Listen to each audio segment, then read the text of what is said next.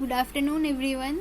Hi, this is Jyoti and इस video में हम लोग बात करने वाले हैं 13 जुलाई को सेकेंड शिफ्ट में जो एग्ज़ाम हुआ है SBI क्लर्क का, उसमें क्या क्या सवाल आया था और क्या क्वेश्चन का लेवल था, सारा कुछ हम लोग देखेंगे इस वीडियो में। तो सबसे पहले इंग्लिश का सेक्शन ओपन हुआ था हमेशा की तरह। तो उसमें आरसी पूछा गया था। 8 से 9 सवाल आरसी के थे और आरसी ठीक था, डिफिकल्ट तो नहीं था लेकिन एकदम से इजी भी नहीं था। उसके बाद फिलर्स के 5 क्वेश्चन आए थे और पैराजम्बल था, पैराजम्बल से 5 सवाल था। और उसके बाद इरर डिटेक्शन था, इरर डिटेक्शन से 5 तो नहीं था, आई थिंक 3 या 4 था। उसके बाद मिस स्पेल्ड से सवाल था कि एक सेंटेंस में 3-4 वर्ड दे दिए हैं जिसमें से बताना है कि कौन सा किसका स्पेलिंग सही नहीं है। तो यही है और यही सारी चीज़ें इंग्लिश में आई थी। और इंग्लिश में और आरसी में वोकैब में एंटोनिम साइनोनिम इसी में आ गया था, कुछ 2 या 3 वोकैब था। तो इसका लेवल इजी टू मॉडरेट था, एकदम से इजी नहीं था इंग्लिश, मतलब मुझे तो नहीं लगा। और उसके बाद देखते हैं क्वांट। तो क्वांट में सिंप्लीफिकेशन 12 आया था जो कि इजी था। फिर मिसिंग नंबर सीरीज भी 5 आया था जिसमें कि 4 तो इजी था, मतलब एक भी इजी था अगर वो 1 गो में पता नहीं चल पा रहा था तो, बट इजी था एक्चुअली। वो उसमें पॉइंट वाला आ गया था और वो ऐसे बना था 1.4 2.8 ऐसे करके। उसके बाद DI था, DI में लाइन ग्राफ था, ये भी 5 सवाल थे इस पे। उसके बाद वर्ड प्रॉब्लम जितने बचे काफ़ी था word problem, I think 11-12 word problem आ गया था। उसके बाद Q1 Q2 से 2 या 3 सवाल था और Q1 Q2 में ही एक क्वाड्रेटिक का भी सवाल आ गया था। यही क्वांट में यही सारी चीज़ें आई थी। तो ये हो गया क्वांट, ये हो गया इंग्लिश। और उसके बाद क्वांट भी ऐसे बहुत इजी नहीं आया था, मतलब सिंप्लीफिकेशन ही इजी था, DI भी इजी था।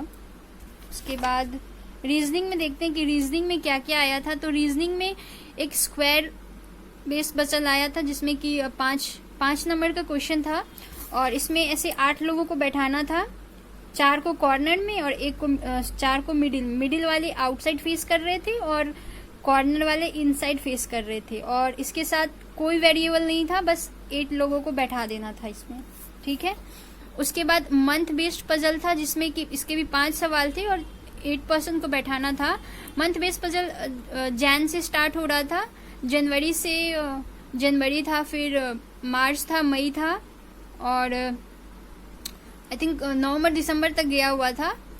और इसमें था क्या कि मतलब ये भी इजी था, ऐसे स्टार्ट हो रहा था कि जो पहला जो इनका डायरेक्शन था वो पहला इस लाइन स्टार्ट से हो रहा था कि ए को आप वहाँ बैठाइए जिसके मंथ में इवन नंबर ऑफ डेज हो रहे हैं। तो आप जिसमें भी आपका 30 डेज हो रहा है वहाँ से ए को बैठा के आप ये पजल स्टार्ट कर सकते थे।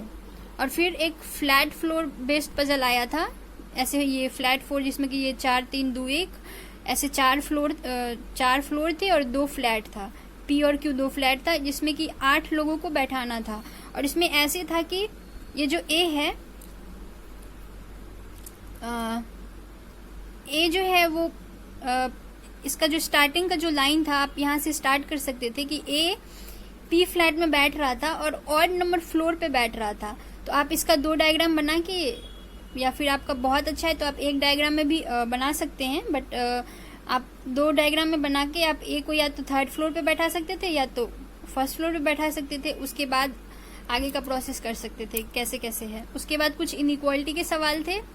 उसके बाद साइलोग से ओनली फ्यू आया था।